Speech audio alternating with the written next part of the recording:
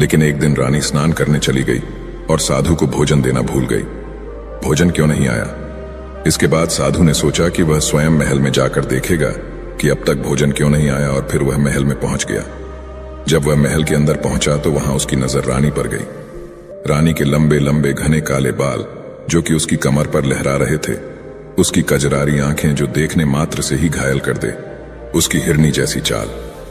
रानी के इतने सुंदर रूप को देखकर सन्यासी चकित हो गया और रानी की सुंदरता सन्यासी के मन में घर कर गई और वह वहां से बिना कुछ कहे ही अपनी कुटिया में लौट आया। सन्यासी रानी के रूप की सुंदरता को भुला ना सका और वह खाना पीना त्याग कर अपनी कुटिया में पड़ा रहा। उसने कई दिनों तक कुछ भी नहीं खाया, जिसकी वजह से वह बहुत कमजोर हो गया।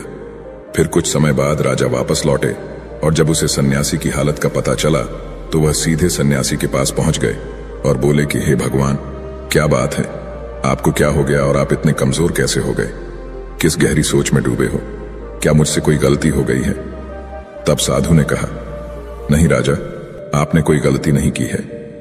यह सुनकर राजा बोले, तो फिर क्या बात है, आप मुझे बताइए, मैं आपकी समस्या का समाधान अवश्य करूंगा। यह सुनकर तपस्वी ने राजा से कहा कि आपकी रानी की अद्भुत सुंदरता को देखकर मैं उसकी सुंदरता पर मोहित हो गया और अब मैं रानी के बिना नहीं रह सकता। यह सुनकर राजा हैरान हो गया और कुछ देर सोचने के बाद राजा ने उस सन्यासी से कहा, मैं आपको रानी दे दूंगा। यह सुनकर सन्यासी बहुत प्रसन्न हुआ। फिर राजा सन्यासी को लेकर महल चले गए और जब राजा और सन्यासी महल पहुंचे तो उस दिन रानी ने अपने सबसे सुंदर वस्त्र और आभूषण पहने थे। फिर राजा रानी के पास गया। राजा ने रानी से कहा कि इस साधु की मदद करनी चाहिए, वह बहुत कमजोर स्थिति में जा चुके हैं और मैं नहीं चाहता कि एक बुद्धिमान व्यक्ति की हत्या का कलंक मेरे सिर पर लगे। राजा की यह बात सुनकर रानी ने राजा से पूछा कि आखिर इन सन्यासी के इस दुख का कारण क्या है।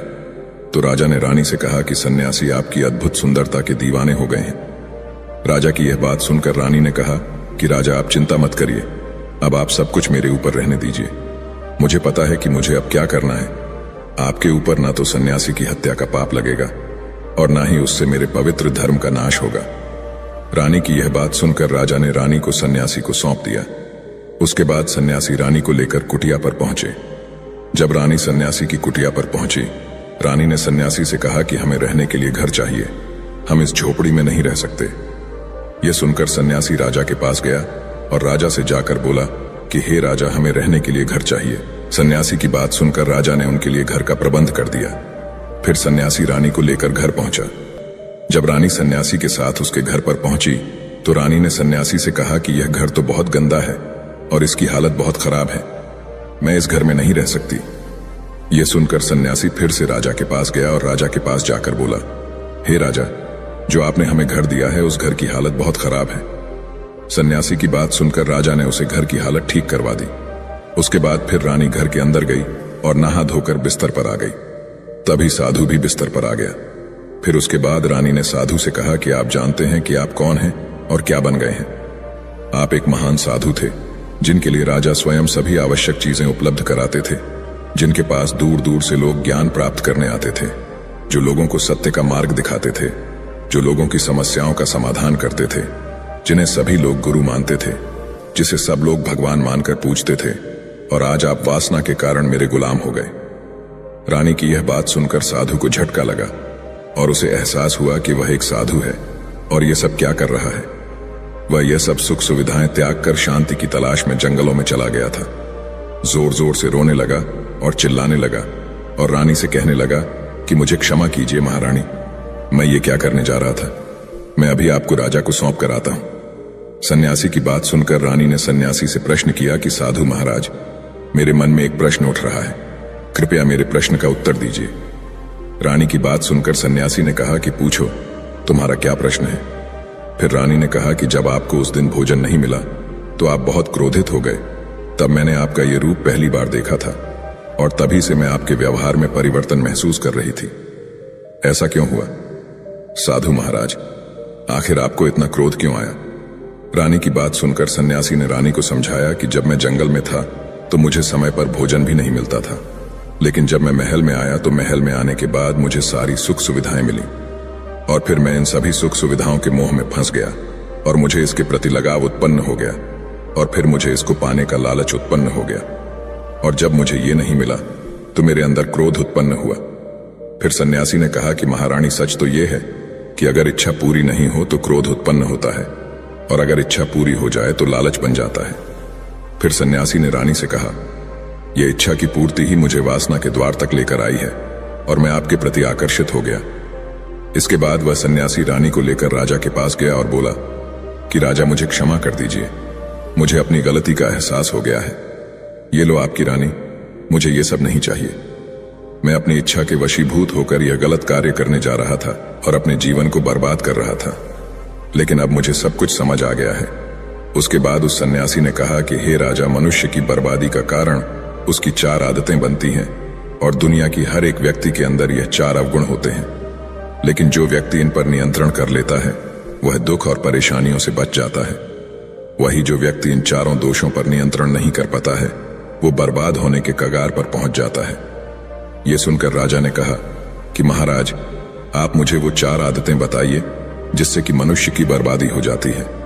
फिर सन्यासी ने राजा को मनुष्य को बर्बाद करने वाली आदतों के बारे में बताया कि हे राजा, मनुष्य को बर्बाद करने वाली पहली आदत है इच्छा, क्योंकि इच्छा ही दुनिया की हर एक व्यक्ति के अंदर सबसे पहला अवगुण होता है, और जो व्यक्ति अपनी इच्छाओं को नियंत्रण में नहीं रख पाता है वह जीवन के किसी भी क्षेत्र में सफल नहीं हो पाता है, क्योंकि जैसे ही उसकी एक इच्छा पूरी होती है वह दूसरी की ओर जाने लगता है, और दूसरी पूरी हो गई है तो तीसरी इच्छा उसके मन में जागृत हो जाती है, और फिर ऐसे करते करते इच्छाओं पर नियंत्रण न होने के कारण किसी जाल में उलझा रहता है और दुखी रहता है।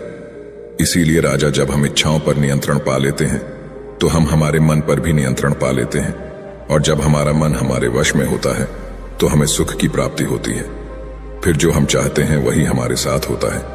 फिर सन्यासी कहता है कि हे राजा, मनुष्य को बर्बाद करने वाली दूसरी आदत है वासना। वासना का जन्म हमारे मन में उठने वाली इच्छाओं से होता है। जिस प्रकार इच्छा का कोई अंत नहीं होता और मनुष्य वासना के जाल में फंसता ही चला जाता है, वासना के वशीभूत होकर मनुष्य को कुछ भी नजर नहीं आता है। आज तक जितने भी युद्ध हुए हैं उनका सबसे प्रमुख कारण स्त्री को पाने की इच्छा ही रही है। स्त्री के प्रेम में वशीभूत होकर राजा महाराजाओं ने आज से पहले बहुत सारे युद्ध किए हैं। रावण भी संसार का सबसे बुद्धिमान व्यक्ति था, लेकिन उसने भी माता सीता की सुंदरता की जाल में फंसकर अपना सब कुछ बर्बाद कर लिया। उसकी मृत्यु का कारण एक स्त्री ही बनी। कई राजा महाराजा तो युद्ध में इसलिए हार गए क्योंकि वो लोग स्त्रियों से रासलीला रचने में ही रह गए। ईश्वर ने तो स्त्री की उत्पत्ति इस संसार को बढ़ाने के लिए की है, लेकिन आजकल लोगों ने इसे अपनी वासना का शिकार बना लिया है, अपने मनोरंजन का साधन समझने लगे हैं, और जब उन्हें अपना यह मनोरंजन नहीं मिलता तो वो पागल हो जाते हैं और ना जाने क्या क्या कर बैठते हैं। इसीलिए हे राजा, जितना हो सके उतना वासना से दूर रहना चाहिए। फिर सन्यासी कहता है कि हे राजा, मनुष्यों को बर्बाद करने वाली तीसरी आदत है क्रोध, क्योंकि जब मनुष्य की वासना की पूर्ति नहीं होती है तो उसके अंदर क्रोध उत्पन्न हो जाता है, और जब व्यक्ति को क्रोध आता है तो उस पर उसका नियंत्रण नहीं होता है, और फिर वह क्रोध में आकर कई गलत निर्णय ले लेता है। वह दूसरों को भला बुरा कह देता है, गालियां निकाल देता है, और जब उनका क्रोध शांत होता है तो उन्हें अपनी गलती का एहसास हो जाता है, लेकिन तब तक तो सब कुछ बर्बाद हो चुका होता है। क्रोध के कारण मनुष्य के कई बने बनाए काम भी खराब हो जाते हैं। जब मनुष्य के भीतर क्रोध उत्पन्न होता है तो वह अंदर से बहुत कमजोर हो जाता है, और एक कमजोर मनुष्य कुछ भी नहीं कर सकता है, उसे कभी भी सफलता हासिल नहीं हो सकती। क्रोध हमारे भीतर तनाव को उत्पन्न करता है, और अगर एक बार हम तनाव में चले गए तो हमारा पूरा जीवन बर्बाद हो जाता है। फिर सन्यासी कहता है कि हे राजा, मनुष्य को बर्बाद करने वाली चौथी आदत है लालच। लालच का फल सदैव बुरा होता है। लालच में फंसकर हम बहुत सी लोगों का बुरा कर देते हैं। हर मनुष्य के जीवन में कभी ना कभी ऐसे समय अवश्य आते हैं जब वह लालच कर बैठता है, और अधिक पाने की लालसा में वह कुछ ऐसा कर बैठता है जिससे जो उसके पास था वह उसे भी गंवा देता है। क्योंकि जैसे ही व्यक्ति की एक इच्छा पूरी होती है उसका लालच अधिक हो जाता है और उसके मन में और कई जन्म लेने लगती है। जो व्यक्ति लालच करता है वह कामयाबी से कोसों दूर रहता है, क्योंकि एक ना एक दिन लालच का दुश्मन सामने आता ही है। अगर हम समय रहते ही लालच को त्याग दें और उसकी जाल में ना फंसें तो हम एक सफल व्यक्ति अवश्य बन सकते हैं। फिर अंत में सन्यासी राजा से कहता है कि हे राजा, अगर मनुष्य इन 4 आदतों को त्याग देता है तो उसे जीवन में सफल होने से कोई नहीं रोक सकता। जो इन आदतों को नहीं त्यागता है उसे जीवन में बर्बाद होने से कोई रोक नहीं सकता। मैं एक सन्यासी होकर इसकी जाल में फंस गया था, तो सामान्य मनुष्य तो इससे बच नहीं सकता।